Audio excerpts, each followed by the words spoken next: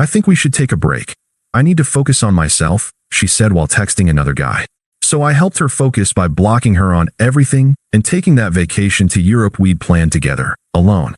Now she's stalking my travel photos while her focus time guy just ghosted her. Hey viewers, before we move on to the video, please make sure to subscribe to the channel and hit the like button if you want to see more stories like this. Thanks. Throwaway for obvious reasons. This all went down over the last year, and honestly, I'm still processing it, but I figured sharing might help someone else spot the red flags sooner. Or at least give you all a good, what the hell story. Buckle up, it's a wild one. My name's Alex, 28, software dev in a mid-sized city. I met Mia 3 years ago at a mutual friend's barbecue. She was this vibrant, aspiring marketer with big dreams of becoming an influencer, always talking about content ideas, networking events, the whole 9 yards. I was the steady type, good job, reliable, the guy who plans ahead. We clicked because opposites attract, right? She brought the excitement, I brought the stability. From the start, I was all in. I supported her through everything. When she lost her entry-level gig during a rough patch, I covered rent for a couple months without batting an eye. I'd stay up late helping her edit videos or brainstorm posts, even though my own work days were brutal, debugging code till 2 a.m. sometimes. But it felt worth it. She made me feel like we were building something real. One of the big things we bonded over was travel. Mia was obsessed with Europe, Paris for the romance, Rome for the history, all that. We'd scroll through photos late at night, dreaming aloud. Imagine us on the Seine at sunset, she'd say, snuggling closer. I wasn't a big traveler growing up. Family couldn't afford it. But for her, I started saving. I picked up freelance gigs on the side, skipped poker nights with the guys, even cut back on my gym membership to stash more cash. After a year of that, we had enough for a 2-week trip. Flights booked, hotels reserved, the works. It was going to be our reset button, especially since things had been a bit rocky lately. Lately meaning the last few months. Mia started pulling away.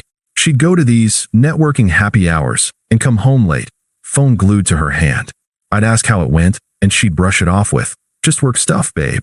You wouldn't get it. It's all about connections." I noticed her laughing at texts when she thought I wasn't looking, but I chalked it up to stress. She was always talking about focusing on myself more, reading self-help books, posting motivational quotes online. Personal growth is key, she'd say. I supported that too. Hell, I bought her one of those books. But deep down it stung. I'd sacrificed a lot, turned down a promotion that required relocation because she didn't want to move, put my own hobbies on hold to be there for her. Flashback to last Christmas. I surprised her with a custom necklace engraved with coordinates from our first date spot. She loved it, or so she said. Wore it once, then it vanished into her drawer. Meanwhile, I was the one remembering anniversaries, planning dates, keeping the spark alive. I told myself it was just a phase. Relationships have ups and downs, right? Then came the night everything shattered. I was in the living room, working on my laptop, when her phone buzzed on the coffee table. She was in the shower. Normally, I wouldn't look, trust and all that, but it kept lighting up. Curiosity got me. The preview. Can't wait to see you again. Last night was fired. From some guy named Jake. My stomach dropped.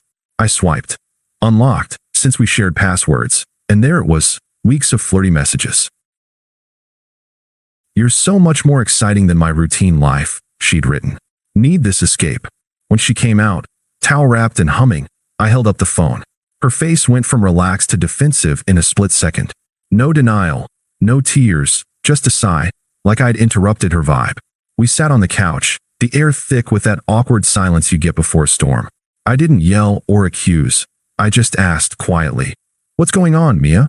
She crossed her arms, leaning back like this was a casual chat. "Alex, I think we should take a break.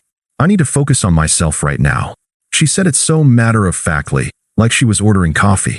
I stared at her, waiting for more, but she just kept going. "Look, you're amazing, okay? Stable, sweet, all that. But I've been feeling stuck. Like, I'm growing, and this relationship is holding me back a bit. It's not about Jake. Jake?" I cut in, my voice steady even though my chest was tightening. "The guy you've been texting behind my back? The one from those networking events?" She rolled her eyes, actually rolled them.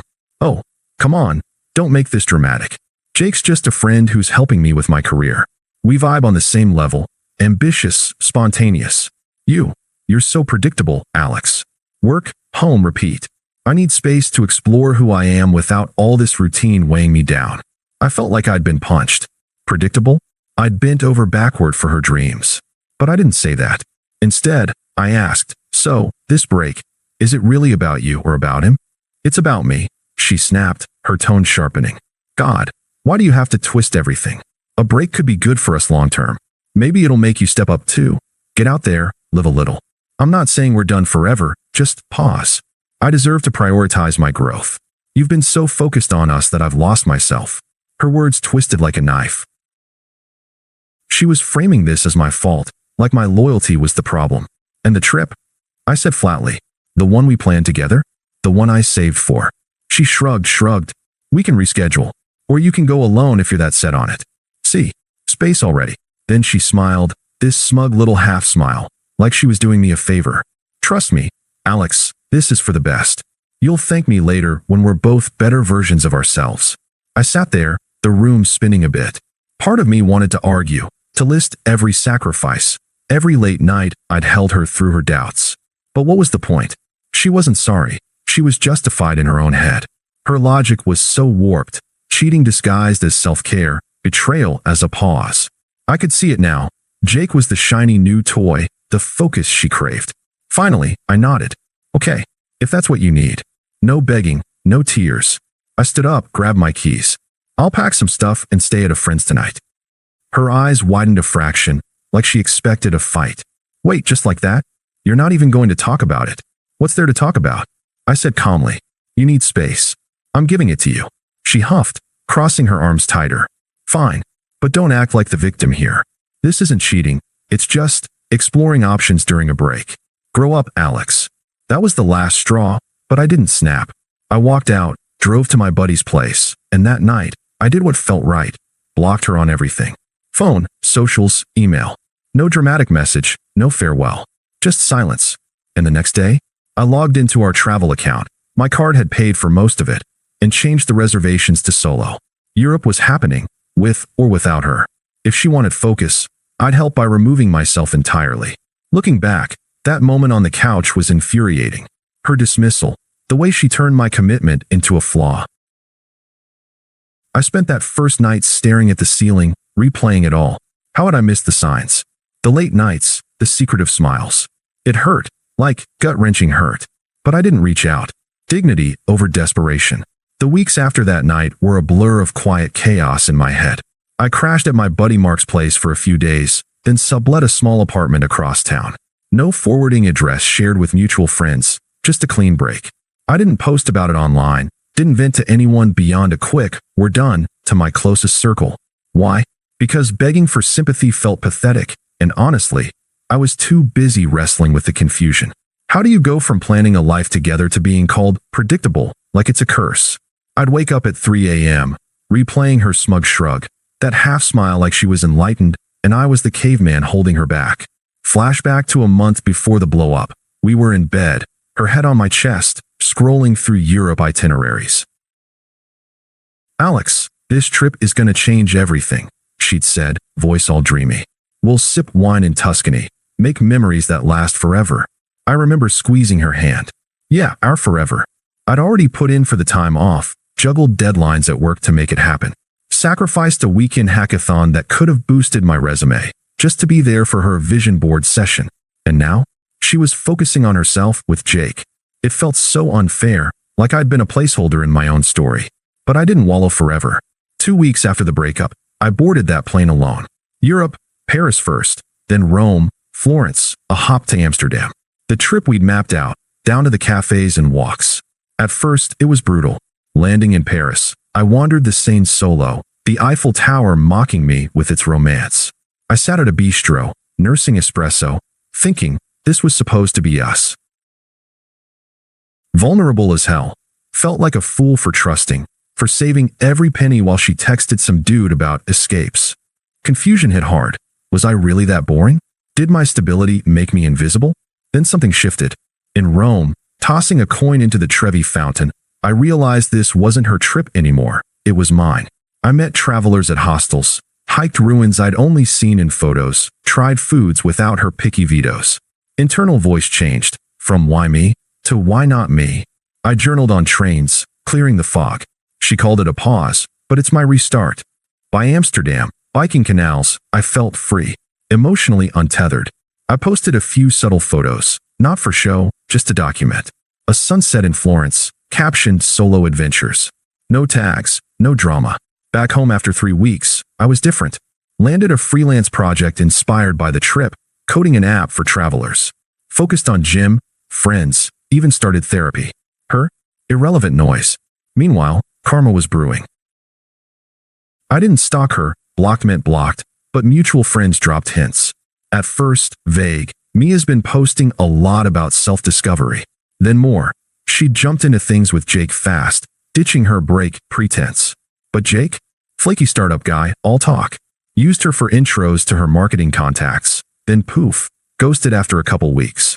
Left her hanging mid-adventure. She spiraled. Impulsive spending on solo me-time, getaways that bombed, racking up debt. Friends called her out. You blew up a good thing for what? And she lost a few. Isolated, broke, her influencer dreams stalled. Job hunt tanked when a post about toxic routines, subtweeted me, backfired, making her look ungrateful. I heard it in bits, didn't engage. Let the universe handle it. By month 3, I was thriving. New apartment, promotion at work from that app idea. Dated casually, nothing serious yet. Silence felt powerful, like I'd reclaimed the narrative. That's when she started reaching out. First attempt came via a new number. Must have gotten it from a friend. Text at 10 p.m. Alex, hey, it's Mia. Can we talk? I miss you so much. That break was stupid. I see that now. Jake was a mistake, just a dumb fling. I was stressed, lost. But you're the real deal. Let's meet. I read it, felt a flicker of old hurt, but no pull. Deleted without replying. Next day, a call, voicemail. Come on, Alex. Ignoring me? That's childish. I said I'm sorry. We had something good. Don't throw it away over one slip. I need you. Call back. Hypocrisy dripped from every word. One slip. Like her twisted logic hadn't gutted me. I blocked the number. But she escalated. Week later, email from a throwaway. Saw your Europe pics. Looks amazing. Wish I'd been there. I realized what I lost. You were my rock. Jake ghosted, left me in a mess. Can we start over? I promise, no more focused bullshit. Desperate now, blaming him, not owning her smug dismissal. Still, I stayed silent. Then the toxic wave. Her sister called. Never liked me much. Always pushed Mia toward ambitious types. Alex, this is ridiculous. Mia's hurting bad. You blocking her? Petty as hell. She needs closure. Be a man and talk. Family's worried. She's not eating right. I kept it brief. I'm good. Thanks. Tell her to move on. Click. Friends next. Our mutual circle. One texted. Dude, Mia's begging me to reach out. Says she messed up big. You two were great. Give her a shot. Another showed up at my door. Her parents are on her case too. They're calling you stubborn. Just hear her out. It turned nasty quick. After ignores, her voicemails ramped up. Angry edge. How dare you ghost me like this? After I gave you 3 years? You're proving my point. Too scared to face things. Jake at least had balls. Call me, or you're dead to me. True colors. From sweet pleas to fury. Exposing the manipulation. Power reversal hit. She'd been the one dictating terms. Now I held the silence. Attempts spanned months. Stalking my posts. Private likes on old pics via outs. Desperate DMs from burners. Please, Alex. I'm alone, broke. You owe me this. But I didn't. Restraint paid off. Each ignore built my peace. Fast forward to 6 months post-breakup. Our mutual friend Sarah's wedding. Small venue. Unavoidable overlap. I almost skipped, but why hide? I'd met someone new. Lena, a graphic designer I connected with in Florence over gelato. Genuine, adventurous without the drama. We went together, me in a sharp suit, her in a flowy dress. Felt good, upgraded life on display. Mia was there, alone, looking rough, disheveled hair, forced smile, nursing a drink in the corner. Our eyes met across the room. She beelined during cocktail hour. Alex, she whispered, pulling me aside. Voice shaky. God, you look great. The trip pics. I'm so sorry. I was an idiot. Jake destroyed me, ghosted after using my connections. I'm broke, friends ditched, job's gone. Please, let's talk. I know I hurt you, but we can fix this.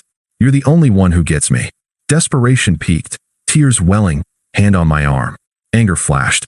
You owe me closure. Blocking me was cruel. I thought you were better. I stepped back, calm as ever. Ghost mode. Emotionally distant, like she'd faded already. Mia, that chapter's closed. No sympathy, no sorry about Jake. Focused on my growth. Europe taught me I don't need pauses or excuses to thrive. I've built something real, new job, new paths. You're irrelevant to that now.